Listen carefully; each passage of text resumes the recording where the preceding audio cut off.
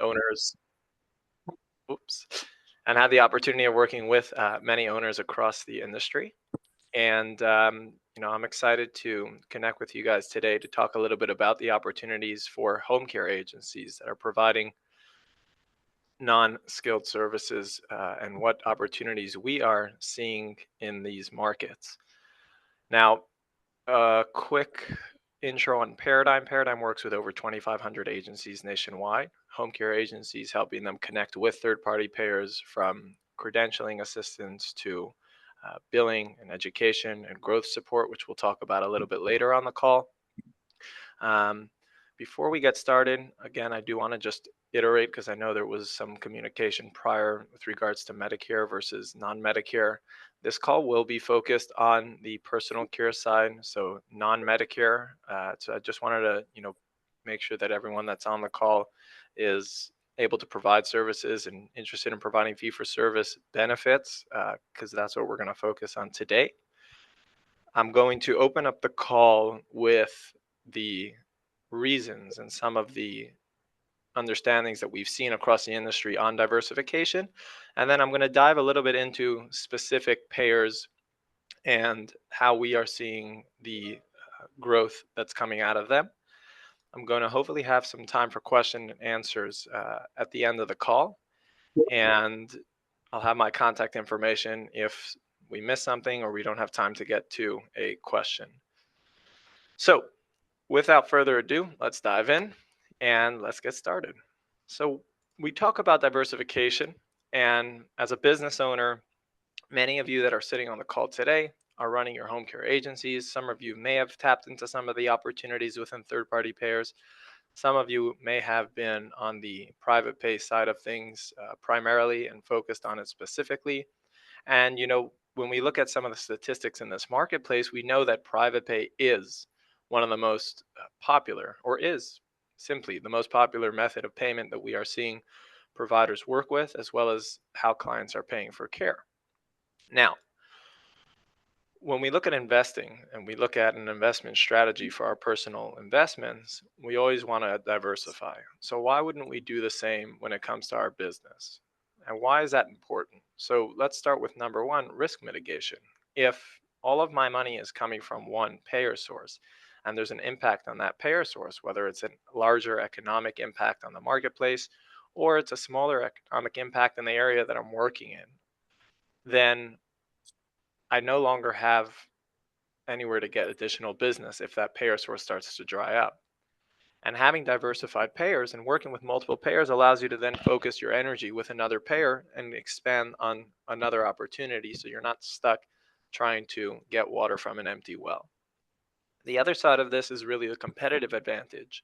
And that's where, whether you're working with a referral source or you're just marketing to your community and you want to be able to be a provider that accepts additional payers so that when people think of who the agency of choice is, they can say, well, that's a provider that can accept whatever plan I am, whether they know you can accept their payer or not. The fact that they know that you're accepting additional opportunities and additional payers will faster push them to have a conversation with your agency over another agency that they deem as a non-workable agency because they only take private pay. Also, for your referral sources to stay stickier in their brains when it comes to referring out their care, who's going to be at the top of their mind? An agency that only takes one type of client, or the one that they know that they can just send any client to and that agency will take care of them? There's also profit from a profitability standpoint. Some of these payers in certain markets are also paying more than they are in other markets. Now, everyone here is in the same state, so the reimbursement rates are relatively the same across the state. But depending on where you are in the state, your private pay rate may be lower than what the VA is paying. The other side of this is the community impact and the caregiver retention. So community impact is, as we said earlier, is who is a patient or a potential prospect going to think of when we look at choosing an agency, one that can support more of my needs than less. And for an agency that will accept any method of me coming to them and onboard me as their client, it's more likely that I'll refer them to other people. And it's more likely that I'll think of them and it will be stickier in my mind when I come back to them. And very importantly, when we look at caregiver retention, some of the most common things we hear from providers are that they can't retain their caregivers. And if you don't have hours for those caregivers, then there's a very big chance they're going to go somewhere else because at the end of the day, they need the business and that's what they want. Now, they could be very happy with the services they're providing, but if they're only getting 2 hours a week and they want more and you don't have more to offer them, they're going to go to an agency that could give it to them. In fact, I spoke to a provider who told me that the only reason they take Medicaid is for caregiver retention, and they have a handful of clients that they do just to have the extra hours. So, those are some of the reasons why we see diversification as a very important piece of growing your home care agency and growing your business. Now, if I'm trying to strategize as an agency, what is my goal? What are the numbers that I'm trying to achieve? Where am I trying to get as a business in the coming year or next year or 2 years or 3 years? Once I have diversification and I'm working with multiple payers, I can start to actually project what are the expected revenue streams or general or total revenue that I can anticipate from these payers. Now, the numbers you're seeing here are not precise to the state of Massachusetts. You would have to do this based on your cost of care and what the reimbursement rates are of the payers. So those are things you have to look at. But this is a chart that you can actually build when you're working with or looking into working with additional payers and how you can put it together to achieve your financial goals. So let's just give an example. If Medicaid is profiting $5 per hour, private pay is 10, and VA is 20, how many hours do I have to add? And how many clients do I have to add in order to achieve those goals? And I take those numbers, and now I know how much of my energy and how much of my time I want to invest into each one of these payer lines to achieve that. So that's one thing to look at. The next thing is attrition. And what we know based on many of the studies that we've looked at and looked into is that the amount of time that clients stick with us when it comes to third party payers are much longer than the turnover when it comes to private pay clients.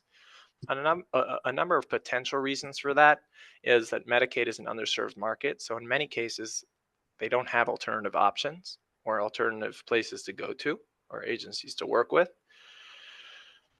The other side of that is that when a person is not seeing a direct impact on their wallet to pay for care and they're happy with the services, there's less of a reason for them to look elsewhere. Whereas with private pay, when the money's coming directly from their bank account and they're seeing the impact on a weekly or bi-weekly basis, they're going to want to ensure that they're getting the best bang for their buck. So, A, there's more options. B, they want to make sure they're getting the best quality of care.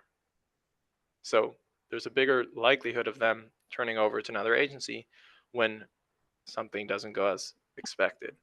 So, Medicaid and VA have a much longer lifespan when it comes to the turnaround from the studies we've seen versus private pay. And again, that's another thing to calculate when we look at investing in these uh, business lines. Another interesting thing about both of these pairs, or all three pairs we're going to talk about today, because they're all fee for service, it's very easy to set up a schedule on the hours of care that are going to be provided because you already know how much they're authorized for before you take on the client. So before you accept the client, you already have, say, 40 hours of care that are going to be covered that you could schedule in a rotation because they're already paid for it, they're already covered, and then the schedules become a lot easier to maintain because of the consistency. So what are the three payers that we have been working closest with and have seen the most growth with? They are Medicaid, VA, and Medicare Advantage. Now, we're going to dive first into the VA. And within the VA, there's actually a few programs that deal with home care. We're going to talk about a few of them and how you, as agencies that are either working today with the VA, can tap into them, or if you're not yet working with the VA, where you may want to look into starting to open up these opportunities in your area. Let's talk a little bit about the aid and attendance benefit. And the aid and attendance benefit is a pension benefit.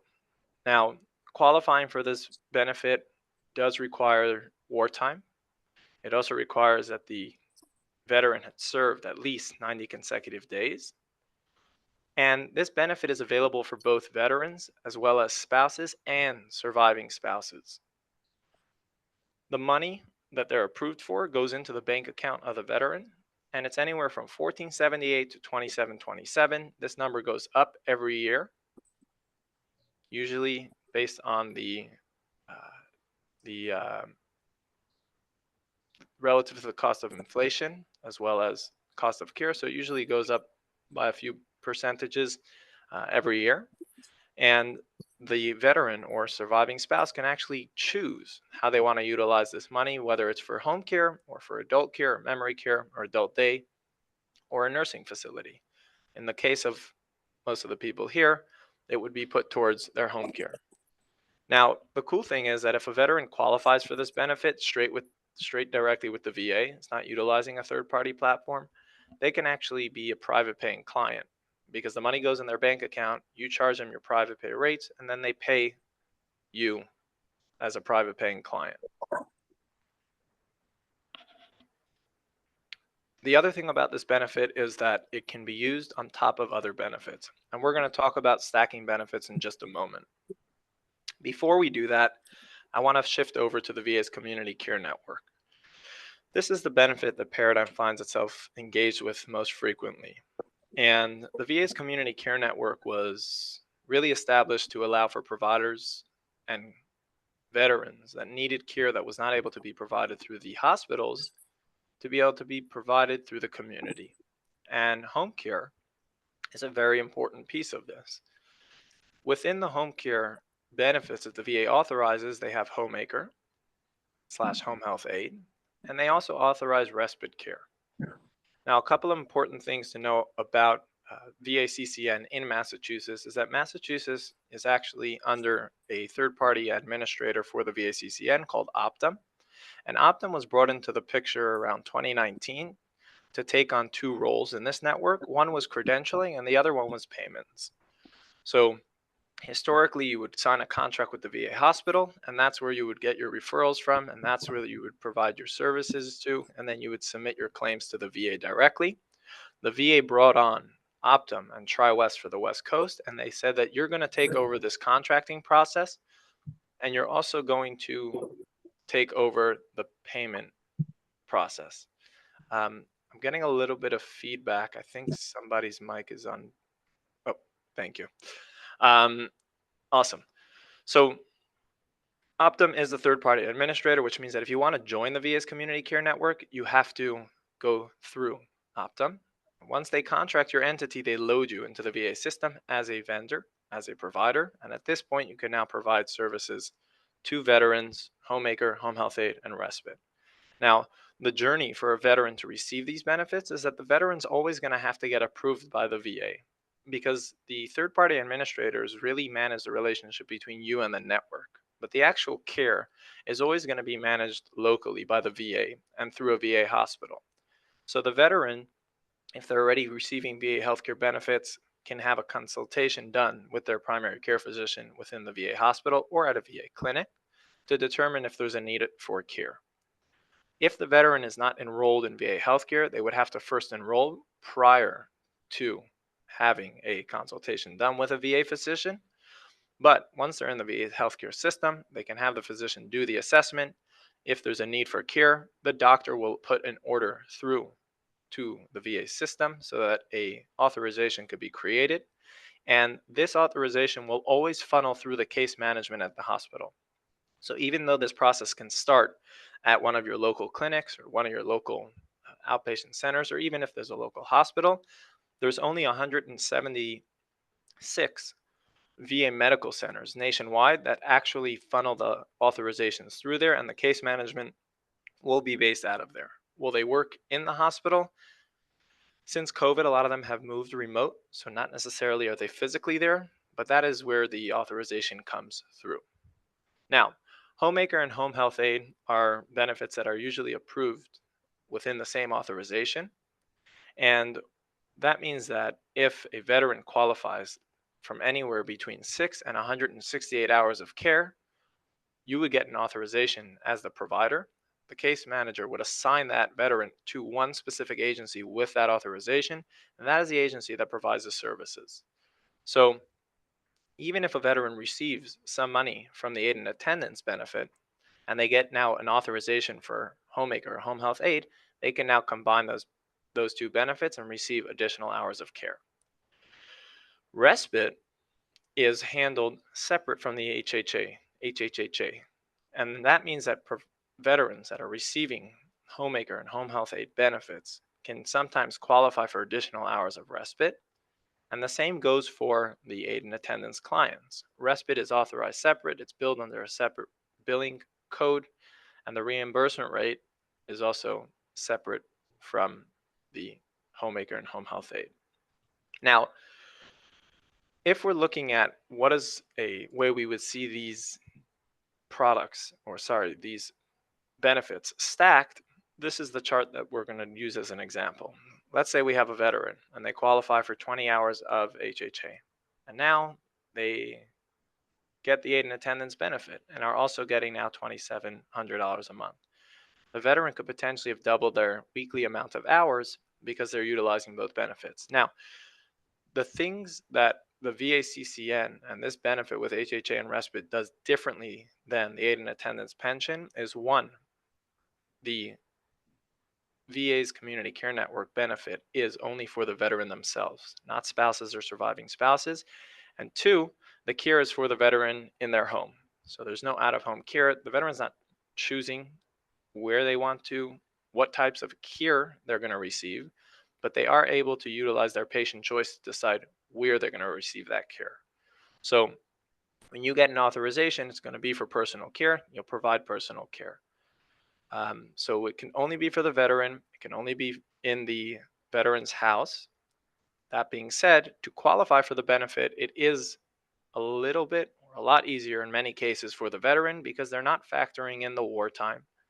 They're not factoring in the assets and income in most hospitals as long as there's a service related or service connected disability.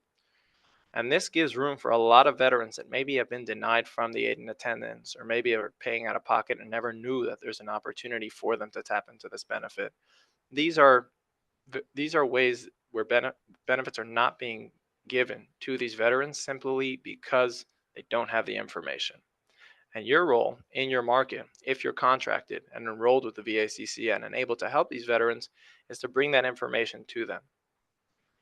Now, I want to talk about one more benefit that actually doesn't have the full-time caregiver under the agency, but does have an opportunity of engagement with home care agencies, and this is under the veteran-directed care. So the VA over the last year started to launch these veteran-directed care programs so that certain qualified veterans can receive the care from a family caregiver or a caregiver of their choice and is reimbursed directly by the VA. Within that, they have the PCAFC, which is a program for comprehensive assistance for family caregivers. And this program is where the family caregiver is entitled to certain benefits if they qualify as the caregiver for their veteran member. One of the benefits that they're given is at least 30 days of respite care per year. So that means that these potential clients, these veterans, that even though they're receiving care today from someone in their household, they're eligible for a minimum of 30 respite days. And those respite hours and respite authorizations are usually going to be fulfilled by a home care agency. So even if you don't have the opportunity to work with that family while they're receiving the care from a family caregiver, you will have that opportunity to potentially get those respite hours. What is a good way for you to be able to interact with that benefit? And this is where the VA offers the Program for General Caregiver Support Services and where you could provide value. If you're credentialed and contracted and working with the VACCN, the caregivers are eligible for peer support mentoring and skills training. These are things that you could volunteer to support and provide for your VA hospital. And if you already have a relationship established with your care coordinators and caseworkers, you're reaching out and saying, hey, we want to be able to offer free mentoring and free skills training for family caregivers that are working with veteran directed care benefits. And what's the benefit for you? is that the impact that you have in the marketplace by connecting and helping veterans' families navigate these benefits, as well as offering the support, will in turn, in many cases, have them come back to you as a client, potentially for respite hours, and potentially in the future, if they're no longer providing services, even as a HHA or homemaker hours. So, what are some of the ways that we have seen providers tap into their markets and really dive into these opportunities? Getting back to basics. Number one, market to your local organizations and communities. Every referral source that you have today as a referral source can be a potential VA referral source. When we look at some of the statistics and utilization in this benefit, we see that many millions of American veterans that are senior veterans are not utilizing these benefits. They're not tapping into them, and it's usually because of lack of information. So if you have clients that are currently in your census that are paying out of pocket and you're contracted and you could provide services and they could subsidize those services through the VA CCN, then that's one opportunity. But if you're talking to your referral sources, make sure they know that if they have veterans that are coming through, that they're connecting them to you. Why is that important? Because now you can help these veterans navigate the process. And if they qualify for additional hours of care, even if they qualify for aid and attendance, or they still want to pay for additional hours out of pocket, there's still an opportunity for these veterans to be able to qualify and receive this benefit. Secondly, when you're going to your either VFWs or Elks Lodges or other centers that have a lot of these veterans, you can host lunch and learns. You can host outings. You could host different events to be able to connect the veteran community so you can teach them as veterans. You are able to tap into certain opportunities and certain benefits. These are what they are. And being that advocate and being that person in your marketplace that veterans and veteran families know they can rely on only helps you establish yourself so that when someone is a veteran and they do need care or they know someone that needs care, they're going to refer your agency. Lastly, once you're already working with these VA hospitals or working with some veterans, now you're already you're in the network. Start to actually engage and nurture the relationships you have with these caseworkers. Many times people ask, how do I engage with the caseworkers? I've only heard from them once. I reach out to them and ask for referrals, and they keep telling me no, or they keep telling me they have my information on file. And many times we forget the human side of this, where there's a personable component where these caseworkers at the end of the day have to get these veterans care, and they have to do it in the most efficient way possible so that they don't have a pile up and a backlog of 2 months to bring on new veterans. And usually what we see is that veterans that help, sorry, not veterans, but agencies that help make that process smoother tend to get more organic referrals. So even if you have a difficult time connecting with your VA, if you're actually working with veterans and they're going to the VA and requesting to be authorized and assigned to your agency, again, you have to be in the network to be able to provide these services. But once you're there, the engagement is going to happen regardless because they're going to be assigned to you. You have to get back in touch with the caseworker and you got to let them know that you're taking on the case. And that's where you can start to show that, hey, we're an agency that's not like the rest of the agencies. We care about the veterans. We're not just looking to add hours and just get more business. This can go a very long way in expanding and helping you establish yourself within your VA market. Before I jump on to Medicaid, did anyone have any questions about the VA CCN specifically? I'm going to try to do a quick question break between each segment of this call. And if you want, you could chat them in the chat box and we could address them. If not, we'll just continue and you could save the questions to the end. Do you know if you have to be in network with Optum or Community Care to provide care to a veteran? To provide care to a veteran, you don't have to be, but to get reimbursed or to get an authorization and to get reimbursed by the VA, you do have to be in the network. Like if you get a veteran And can't you just bill the VA? No, Uh, no. You always need with this program specifically, you always need prior authorization. Now, there are rare cases where the VA today will still do an out-of-network authorization. You don't really see it much. You don't really see it much, but that is a small possibility. But even in those cases, the VA is still giving a prior authorization.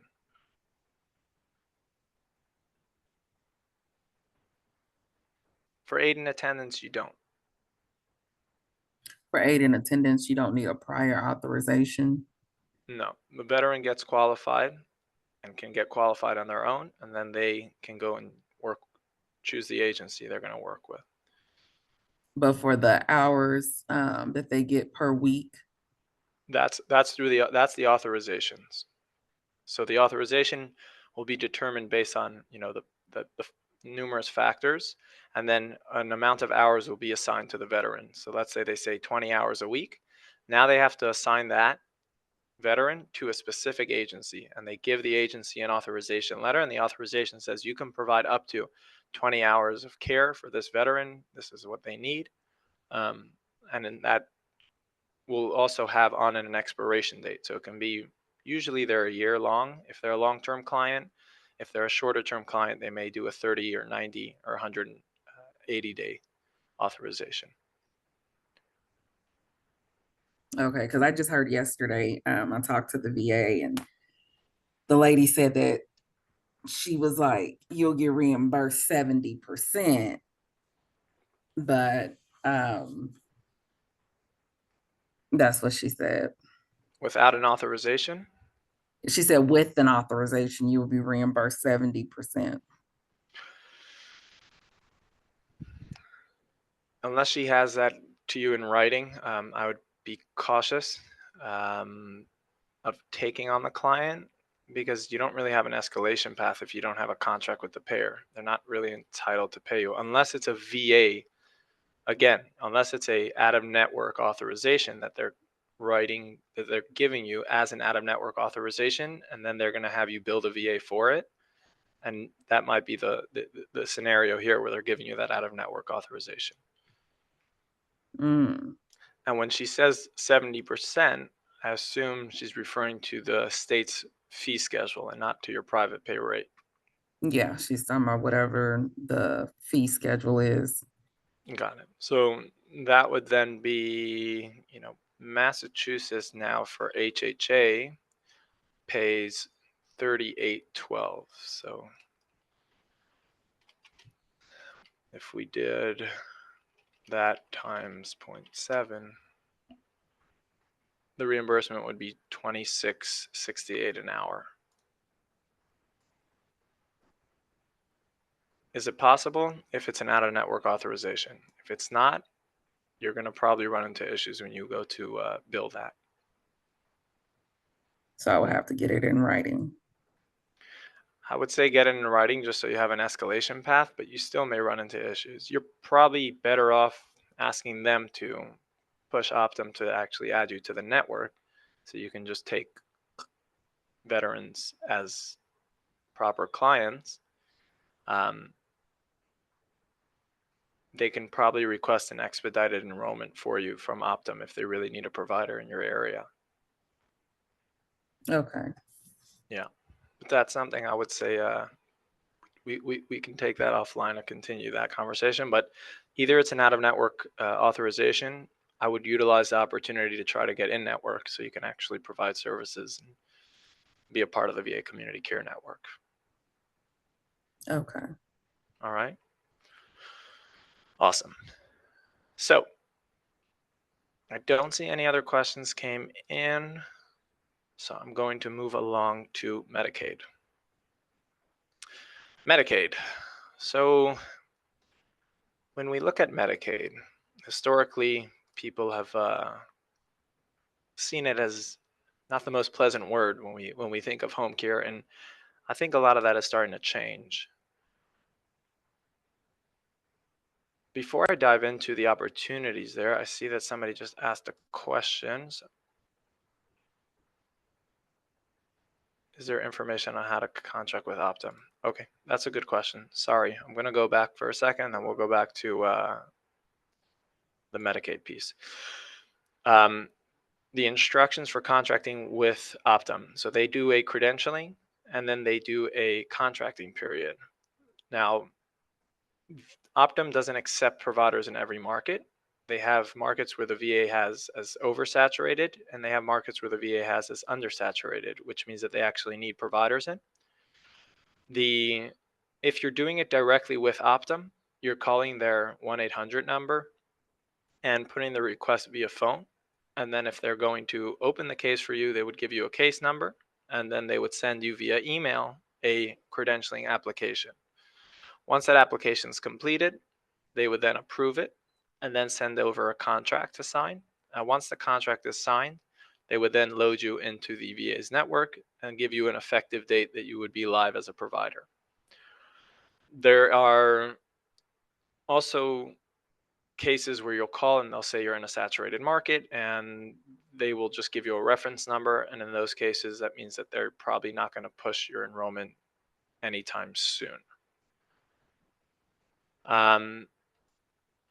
Option number 2 is, and we'll talk about it at the end, Paradigm has a credentialing team we can look into.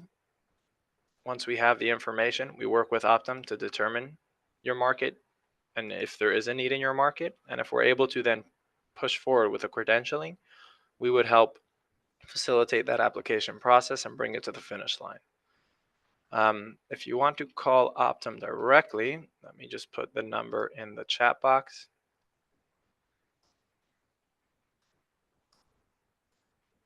And then we will move on. Perfect. Awesome. So, Medicaid. What are the opportunities that we see in Medicaid? Now, the reason why this is important is because usually when we think of Medicaid, we think of all the challenges, which we'll get to. But when I see a market that has challenges, I generally like to think of the opportunities that that's actually bringing in front of me. Because if there are issues there and people don't want to engage with it, that means that there is an opportunity for me to engage with it and potentially take a larger part of this market share. So, a couple of important things to know when it comes to the Medicaid side, and specifically in Massachusetts, is that Medicaid has different programs and they have different managed care organizations that they work with to actually manage these programs. Similar to the way that we showed with VA, they brought on Optum. Medicaid has a little bit of a different approach where they have what we call managed care. The managed care organizations, we'll jump into that slide in a second, are many. And these different organizations manage both contracting as well as payments and care for the clients that they're responsible for. So that means that a client could potentially be under a certain Medicaid program through United, and a different client could be receiving care through the same program but under a different payer, like My Care Family. Now, what this brings about is, when we look at the opportunities of working with different payers in our marketplace, is that we need to know who are the MCOs that are accepting providers in my region, in my area, and which are the waiver programs that I want to work with as a provider. The other thing is EVV. Now, currently in the state of Massachusetts, they have provider's choice, which means that as long as you're keeping that data in either a scheduling system, or if you're not utilizing a scheduling system, probably want to be able to keep track of the either GPS clock in, clock outs, or telephony system to be able to validate that the care is actually being provided. And that means that you don't actually have to utilize a third-party aggregator like we see in many states. But when we talk about EVV and the electronic visit verification, it's important to understand that there is a possibility that Massachusetts in coming years can bring a third-party aggregator into the state. And the direction they go with this could be either with an open or closed model. What that means is that if it's an open model, your current scheduling system should be able to integrate and you can use it as your clock in and clock out system, so your scheduling system, and the data will push over to the state's aggregator. But if the state in the future decides to go through a closed model, they may enforce providers to actually use a state sponsored system to clock in and clock out. EVV was set up or really kicked off in 2019 with the Cures Act. And the goal of this was to be able to prevent fraud because there was a lot of fraud going on in the personal care market. So, right now in the state of Massachusetts, the EVV is provider choice. It's not really much concern around that, but just something to be aware of what EVV is and what it could look like in the future. And then, secondly, with the MCOs, and as we see at the bottom, the reimbursement rates. So, a couple of important things to note on that is that these managed care organizations, even though they don't have to, they could contract at a different reimbursement rate than what the state publishes through the state's fee schedule. And every state pretty much manages Medicaid on their own, even though it comes down from the through CMS, each state has it set up different than the state next to it. So even if you're speaking to friends outside of Massachusetts and they're doing work with Medicaid, it doesn't necessarily mean that their system works for Massachusetts. But when we talk about the opportunities, each one of these MCOs may have a, a whole bunch of additional potential clients that we can be working with. And we may be able to contract with them at reimbursement rates that will cover the cost of care and make this an actual lucrative business line for us. Now, what are some of the challenges that we have to be aware of when we work with Medicaid? Because if we're going down this path and we want to commit to it, we really want to know what's in it for us. We already know that there's an opportunity because it's an underserved market. We know that they tend to authorize more hours than other third party payers like VA and Medicare Advantage. So, just from a volume standpoint, we're seeing a lot of uptick and a lot of volume being moved through the Medicaid market. Also, the spending on Medicaid is a lot more um, for home care and long term support services. So, over the coming years, we may see a lot of changes to these reimbursements and the reimbursement rates. But what are some of the things we need to be aware of if we want to embark on this path? Or if we're already working with these programs, just to be taking extra precaution around so that we don't run into issues at a later point. And the first thing we know is changing regulations. This is something that we see very commonly with Medicaid. They'll put out a bulletin and we'll see some sweeping changes that come into effect. So being on top of these changes is very important and really vital for continuing to allow your Medicaid business to function. Because if they do, for example, implement a new EVV standard across the state and they change the regulations for EVV, you as a provider have to be in the know and have to be on top of ensuring that you're putting these changes through to your agency and your processes so that you stay in compliance. The other side of this is also eligibility. We spoke about the different managed care organizations. Sometimes a client will come to us with an authorization and we'll put it into our scheduling system and we put it in for 6 months, but then the client goes out and moves to a different plan, moves to a different payer. Now that client, even though they have the authorization, is non-eligible for the care that they're going to receive. And therefore, we need to do client eligibility checks to make sure that this is not something that's occurring with a client of ours. Usually, these changes don't occur more than once a month. And that's why, for example, at Paradigm, we check all of our clients' eligibility in Medicaid on the 1st and 15th of every month. That ensures that if we see something, we can convey that information to you, the provider, and you could address it with the caseworker or the client before you provide care that may not be billable. We spoke a little bit about the EVV and what it could look like in the future and what it looks like today, but keeping that EVV documentation and keeping a very strong record of all the care that you provide and a paper trail of those hours of care so that if there is ever an audit, you have claims and you have care logs and care notes that match everything that was submitted is very important because you have to be audit proof. And we know that Medicaid does audit more than some other payers. So keeping these components and keeping these pieces of data safe is going to be a very important piece. Timely billing and reimbursements. When you get a contract from a payer, you have to look at what the timely filing looks like. We know for the VA and Optum, for example, it's 180 days. if you don't submit a claim within 180 days of date of service, you're not going to get reimbursed. But knowing these timelines is important for Medicaid, especially if you start working with multiple managed care organizations. And the reason is because if one payer has a 30-day timely filing and another payer has a year, you know that you have to have someone on top of those 30 days more than you do on those 365 days. Because once you miss the timely filing period, it becomes increasingly difficult and almost impossible to get reimbursed. The other thing that multiple payers brings about is different denial and appeal processes. So when you work with each additional payer, you're going to have to set up with that payer portal, and you're going to have to work through each one of these payer processes to get a claim paid potentially, or when it gets denied, escalated. And all this brings about the administrative burdens.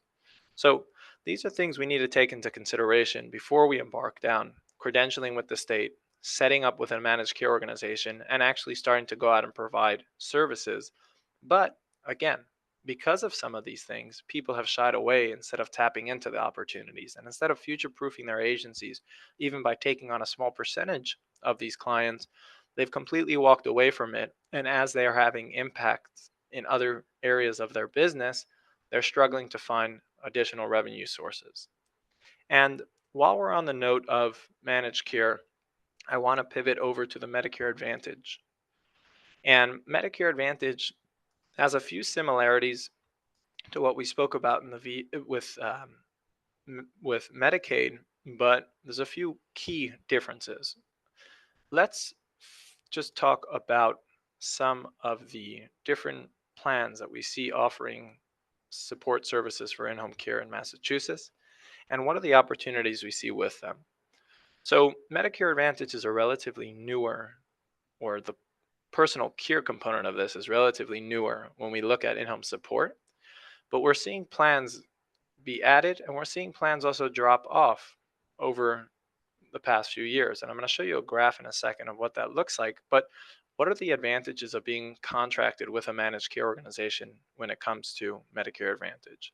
So number one is it's a pure managed care model. And that means that you don't have to have an EVV in place. You don't have to first set up with the state and become a Medicaid provider or Medicare provider to be able to provide Medicare Advantage. You can go straight to the payer and get a contract.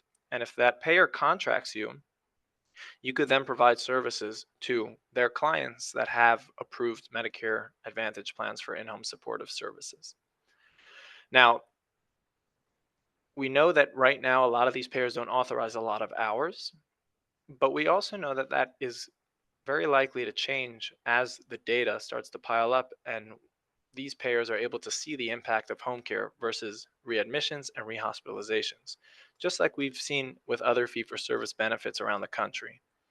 And aside from just being able to be future-proof in your agency by holding these contracts and having the ability to service these clients, back to what we said in the beginning, it's another thing that you can add to your resume when you're going to your referral sources and saying, we accept any client that you have with any payer, there's something that we can do to help them. Now, it's a fee-for-service model, so there's an hourly reimbursement rate, and the amount of care that's authorized is usually at a maximum, but you provide based on the hours of care, you get reimbursed. You contract directly with each individual managed care organization in your area, and there's actually a way for you to check on Medicare's website. You can go and identify the plans that are providing in-home support services in your specific zip codes. And depending on how big your region is, if you're covering multiple Medicare localities, you may even see different plans in different regions that you service with the ability to provide in-home supportive services. Many times when you call these payers to get the contract, they'll confuse Medicare and skilled, and they may say you need to be skilled or you're looking to become a Medicare provider, you got to first get Medicare certified. It's important to just understand when you're talking to them to say, no, we are personal care providers looking to provide in-home support services for the plan that we see here offers it, and see who they can put you or move you over to, which contracting manager that can help you get started with that process. There isn't a fee schedule, so those rates are going to be determined based on payer. Over the last 4 years, we've seen a lot of growth in the amount of plans that are offering in-home support services. And this is important because we look at this and we know the direction that we're seeing with Medicare Advantage and where it's going to continue to go in the coming years. Now, when you look at these plans, it doesn't mean that 1,000 payers, it means that 1,000 plus plans offer. So you can have one payer like Humana that has 10 plans that offer such services. You can also have maybe that same or a different payer like United that only offers it for one of their plans and not the other one. So it's important for you as a provider to identify who is in your market, which managed care organizations are there, and if there's an opportunity for you to engage, where I don't see any negative side to going through and engaging with these MCOs, um, there is an opportunity there. So, how does Paradigm come into the picture? Paradigm, we are focused on helping agencies grow with third party payers. And at the core of all that is the billing. And what does that look like? For any of the payers we went over today, Paradigm's aim is to automate this billing process so that when you're finalizing the billing in your scheduling system, that's the last point of your journey. And that means for VA, we're able to scrub the shift data against the authorization data to make sure before we submit a claim it's accurate and the reimbursements are right and there's no overages and there's corrective coding. And with Medicaid, it's validating the information, checking the eligibility, and putting the data into the state's portal, tracking it until until the payment comes through. We reconcile that payment data and we post it back into your scheduling systems so that you can focus on providing care and growing. When it comes to payment escalations or denials, whichever payer you're working with will handle the denial and escalation process across those payers on your behalf. Because we're doing a lot of this scrubbing prior to actually sending out the claims or letting the payments go out, we're able to actually catch most of the issues prior to even submitting a claim so that we are able to achieve what we're seeing today, the VA close to 100% first pass success rate. We'll also notify you if there's overages or if there's issues or if you're billing the wrong rates for a certain client. And like this, you can also make those corrections in your system. We'll make the corrections obviously before we submit the claim to make sure it's accurate data. Credentialing support we spoke about on the VA side. If we're able to help your agency get credentialed, if your agency falls into an Indian market, then our credentialing team will work with you, get the application through, get it over to Optum. And from there, we can then focus on making sure that you're loaded correctly into the network. And as you're contracted and loaded into the network, we would then support you from growth support and education and next steps. So which portals do you need to set up? What do you need to do next? Where do you need to go? We help provide that guidance so that you can go out to the market and really start tapping into these opportunities. Historical collections for VA. If you have any claims from the last 180 days that have not been paid or been denied or been short paid by the VA, we have a dedicated audit team that does a 180-day recap. And we look at that information and we make sure that if there's any opportunities or missed payments that we can get escalated, we get them out the door and we get them paid for. And client eligibility we touched on, but authorization management is limited really to the VA hospitals.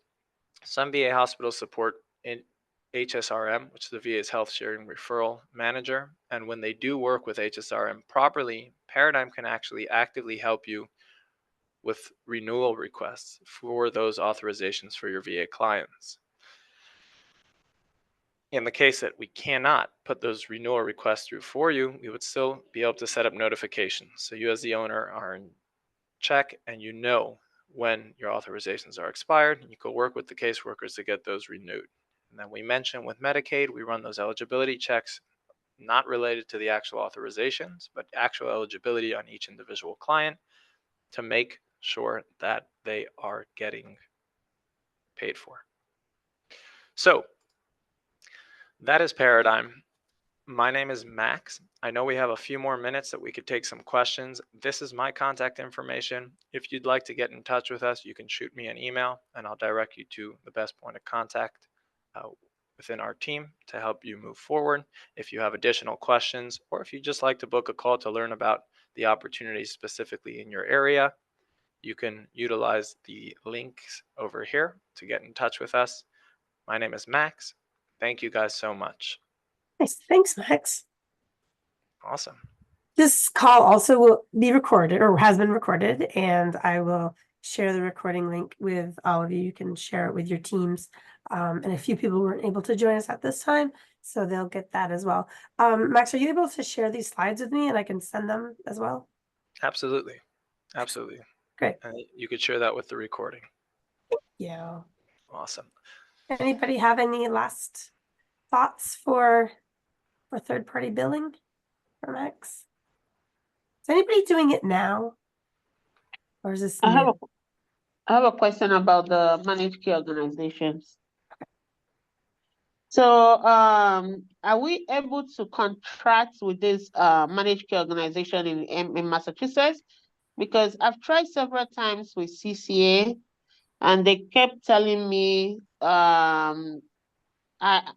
I filled the form and everything, and they send a message back to me, an email telling me, "Are you contracted with ASAP?" Which is I think the aging what